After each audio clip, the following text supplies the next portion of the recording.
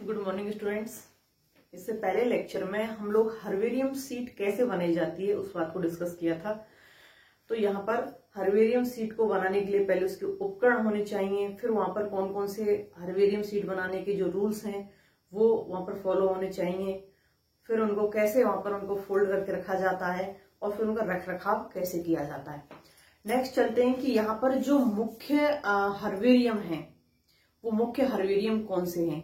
तो यहाँ पर जो मुख्य हर्बेरियम की बात आती है तो करीबन 15-16 के करीब अपने इंडिया के अंदर हर्बेरियम है, जिनमें से हम 2-4 को यहाँ पर बता रही हूँ आपको, बाकी आप बुक में देख लेना कि कौन कौन से हैं। यहाँ जो मेन रूप से यहाँ पर हर्बेरियम है वो है the central herbarium Indian botanical garden Shivpur, जो इंडिया का सबसे बड़ा हर्बेरियम है। इंडिया का जो सबसे बड़ा हर्बेरियम है वो कहाँ, वेस्ट बंगाल में शिवपुर जगह पर है। और यहाँ जो हर्बेरियम सीट प्रेजेंट हैं वो हर्बेरियम सीट लगभग इकाई, दहाई, सैकड़ा, हजार, 10,000, लाख और 10 लाख, कितना हो गया आंकड़ा 25 लाख। यहाँ 25 लाख के समथिंग हर्बेरियम सीट उपलब्ध है। ये इंडिया का सबसे बड़ा हर्बेरियम गार्डन है, हर्बेरियम है जहां पर सबसे ज्यादा अधिक से अधिक मात्रा में और हर चीज की वहां पर हर्बेरियम सीट प्रेजेंट है। दूसरा जो ये सेकंड बड़ा है, ये फर्स्ट और ये सेकंड। यहां the northern herbarium botanical survey of India Dehradun, जो कहां पर प्रेजेंट है, उत्तरांचल में देहरादून में। The northern herbarium botanical survey of India, यहां लगभग 60,000 हर्बेरियम सीट प्रेजेंट है, लगभग 60,000 हर्बेरियम सीट यहां पर प्रेजेंट है। The eastern circle herbarium Shillong, जो कहां पर है, असम में, ये असम में है। यहाँ कौन कौन से एरिया से यहाँ पर ला करके जो रखी गई हैं, यहाँ असम में जो संग्रहित हैं वो यहाँ इसके आसपास में जो 7 सिस्टर्स आती हैं, यहाँ पर 7 सिस्टर्स आती हैं। 7 सिस्टर्स में कौन कौन सी आती हैं, असम के साथ साथ यहाँ पर आती हैं, इसके साथ आसाम, मणिपुर, मिजोरम, नागालैंड, त्रिपुरा, मेघालय, जो 7 सिस्टर्स आती हैं। यहां से जितनी भी एकत्रित प्लांट्स हैं उनके जो हर्बेरियम सीट बनाई गई हैं उनको कहां, शिलोंग के अंदर रखा गया है। नागालैंड, त्रिपुरा, मेघालय, मिजोरम, मणिपुर, इनसे। The arid zone herbarium BSI Jodhpur, जो अपने राजस्थान में एकमात्र हर्बेरियम है, वो कौन सा है, the arid zone herbarium BSI Jodhpur. यहाँ मरुस्थल में जितनी भी प्रजातियां हैं, चाहे वो दुर्लभ हैं, चाहे रेड डाटा बुक में हैं, जैसी भी वहां पर प्रजातियां हैं, सभी प्रजातियों को यहाँ पर मैक्सिमम, सभी तो नहीं कह सकते, मैक्सिमम प्रजातियों को यहाँ पर किसमें रखा है, जोधपुर में जो हर्बेरियम है उसके अंदर यहाँ पर रखा गया है। यही नहीं है, बहुत सारे हैं इंडिया में, 15 से 16 बड़े बड़े हर्बेरियम है, कुछ छोटे भी हैं, तो यहाँ उनको आप बुक से देखना।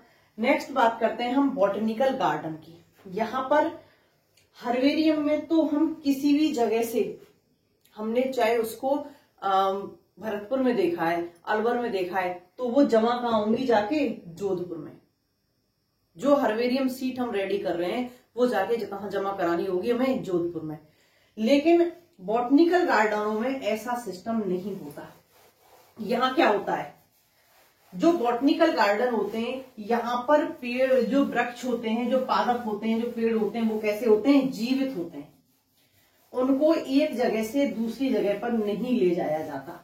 तो स्टूडेंट्स यहाँ अब जब हमारे पास में हर्बेरियम प्रेजेंट थे तो हमको यहाँ पर गार्डन की क्या आवश्यकता पड़ गई।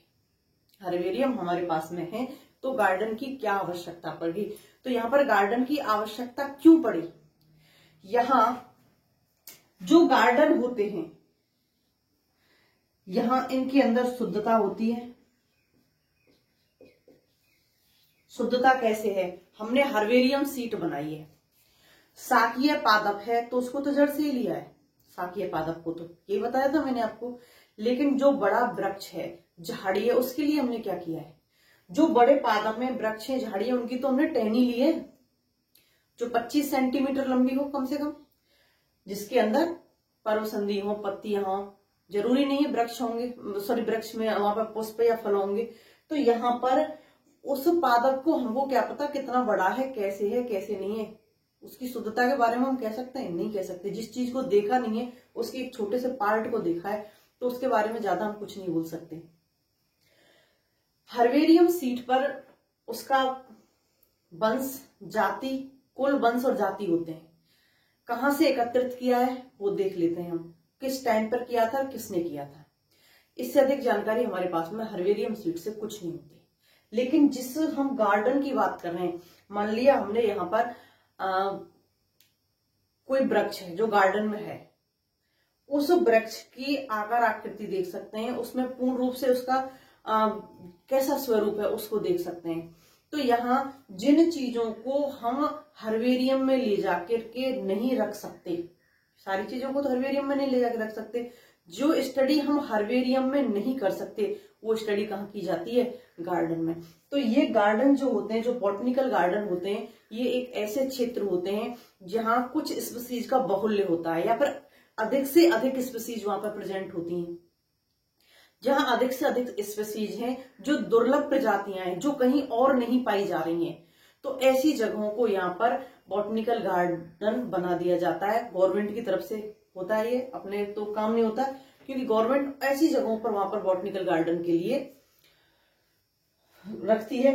अब यहाँ इन बॉटनिकल गार्डन्स में हम इन चीजों को तो देख ही रहे हैं कि वहां शुद्धता देख रहे हैं, शुद्धता के साथ साथ वहां पर उनका जो प्रयोग है, उनके अप्लाइड कैसे कर सकते हैं, उनके प्रयोग देख सकते हैं। और आज के टाइम पर जो औषधि विज्ञान है, किस पादप को किस प्रकार से औषधि के रूप में प्रयोग हम कर रहे हैं, या हॉर्टिकल्चर, इन चीजों का आज विशेष रूप से ज्यादा लोग अगर इधर सर में रुझान है, तो उन चीजों को यहाँ पर हम ज्यादा देख सकते हैं।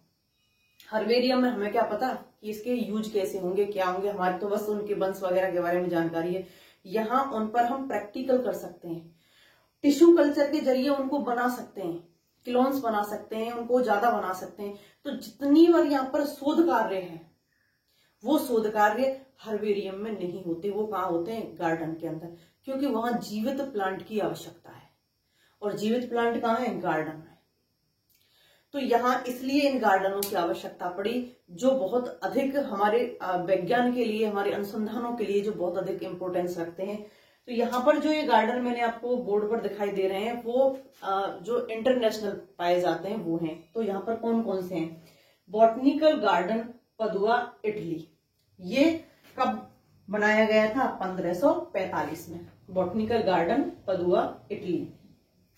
National museum of natural history, Paris, France में, ये 1635 में बनाया गया था।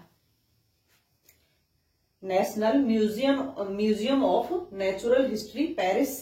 Royal botanical garden, Edinburgh, Scotland, ये इंग्लैंड में है, जो 1670 में बनाया गया था।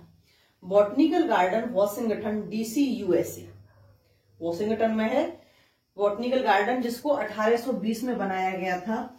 और रॉयल बॉटनिकल गार्डन क्यू, जो इंग्लैंड में है, जिसको कब बनाया गया था? 1841 में। The New York botanical garden, New York, USA, जिसको 1895 में बनाया गया था। ये तो वो हैं जो इंटरनेशनल लेवल में। तो क्या अपने इंडिया में नहीं है? इंडिया में भी है। अपने इंडिया में भी जगह जगह अपने जो बॉटनिकल गार्डन है उनको यहाँ पर बनाया गया। देखते हैं कौन कौन से हैं स्टूडेंट्स। यहाँ इंडिया के कुछ जो इम्पोर्टेंट बॉटनिकल गार्डन है वो बॉटनिकल गार्डन है। यहाँ सबसे पहला जो नाम आता है वो नाम आता है इंडियन बॉटनिकल गार्डन, शिवपुर। कहाँ? कोलकाता में।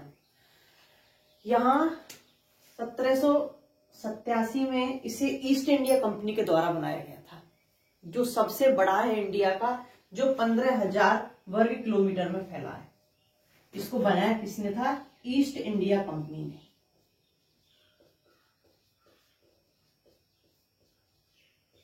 ईस्ट इंडिया कंपनी ने इसको बनाया था।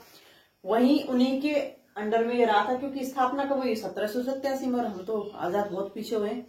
तो यहाँ उन्हीं के ये अंडर में रहा था। यहाँ पर बहुत अधिक एरिया भी इसका अधिक है, और बहुत अधिक यहाँ पर जातियों को यहाँ सुरक्षित रखा गया है। यहाँ एक वट वृक्ष का पेड़ है जो करीबन 200 वर्ष पुराना है। 200 वर्ष पुराना वट वृक्ष का पेड़ यहां पर प्रेजेंट है।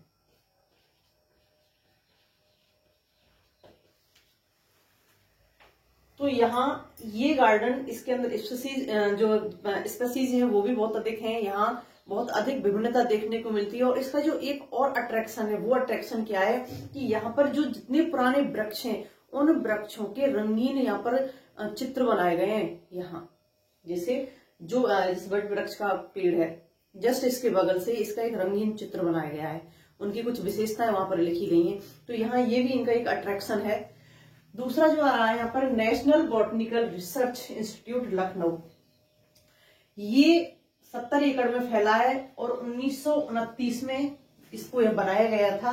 बनाया किस लिए गया था कि यहाँ पर जो औषधि प्लांट हैं, जो औषधि पादप हैं, इन औषधि पादपों पर रिसर्च के लिए, खोज के लिए बनाया गया था।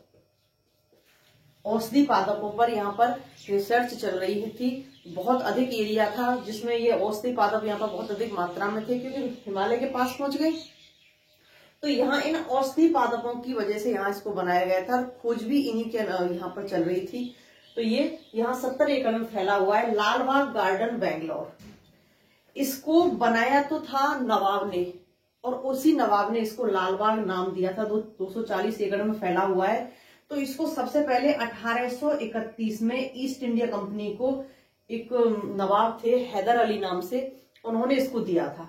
1831 में इसको ईस्ट इंडिया कंपनी को सौंपा था। और यहाँ 1831 से लेकर के 1874 तक वे ईस्ट इंडिया कंपनी के ही नाम रहा।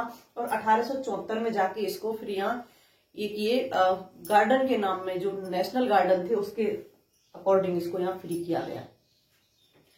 लॉयल बॉटनिकल गार्डन दार्जिलिंग, ये 40 एकड़ में फैला है और 1874 में इसको बनाया गया था।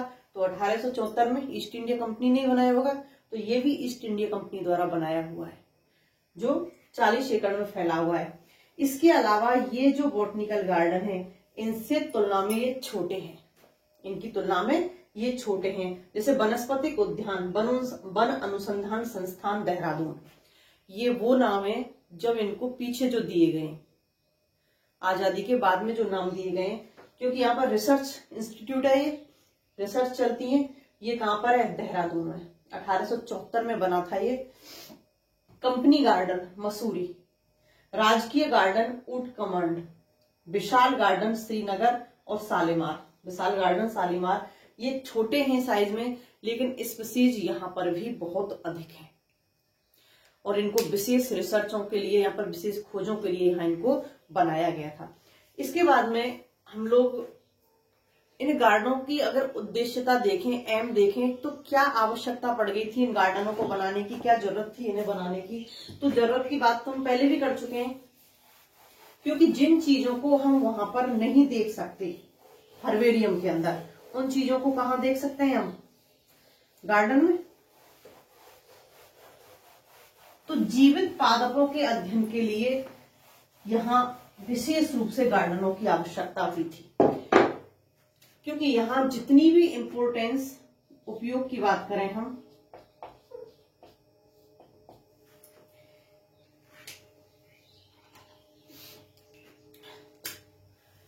पादपों से संबंधित जितनी भी सूचनाएं थी, पादपों से संबंधित,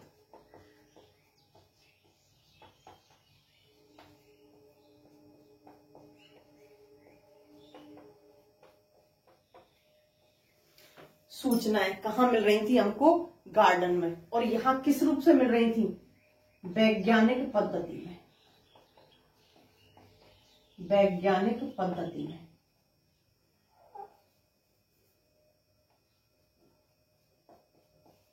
पद्धति से जानने को मिल रही थी।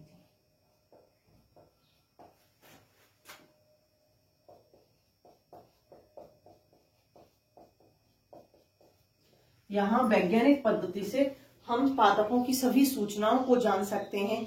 यहाँ उन पादपों का संग्रह था जिनका संग्रह हर्बेरियम में नहीं किया जा सकता, जिनका संग्रह हर्बेरियम में नहीं हो सकता।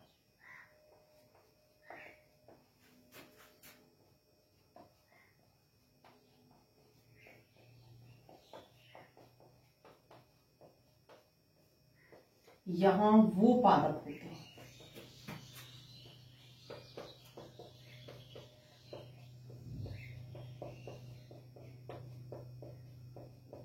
क्योंकि हर्बेरियम में वृक्षों का संग्रह नहीं किया जा सकता, तो यहाँ वृक्षों का संग्रह कर सकते हैं। चलिए, पौधे, बड़े वृक्ष, यहाँ पर वो प्लांट होते हैं। यहाँ उद्यानों में जो वैज्ञानिकों को जाति वृत्तीय पद्धति, क्योंकि वैज्ञानिक पद्धति कौन सी है, यहाँ पर जाति वृत्तीय है। जाति वृत्तीय पद्धति से पादपों का या पादपों की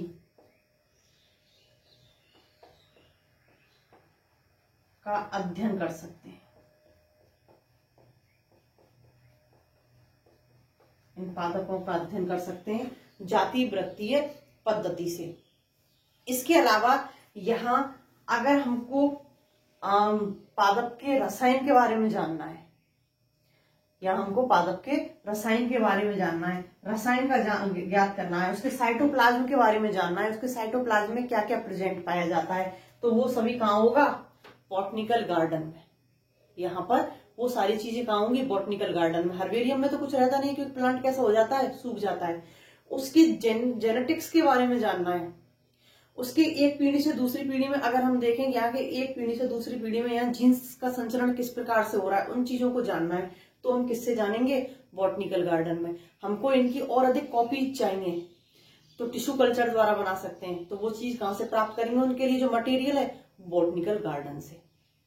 वो हम हर्बेरियम से नहीं ले सकते। और यहाँ पर जो दुर्लभ प्रजातियां हैं, जो दुर्लभ प्रजातियां हैं, दुर्लभ प्रजातियों को सुरक्षित रखा जाता है। दुर्लभ प्रजातियों को सुरक्षित रखा जाता है।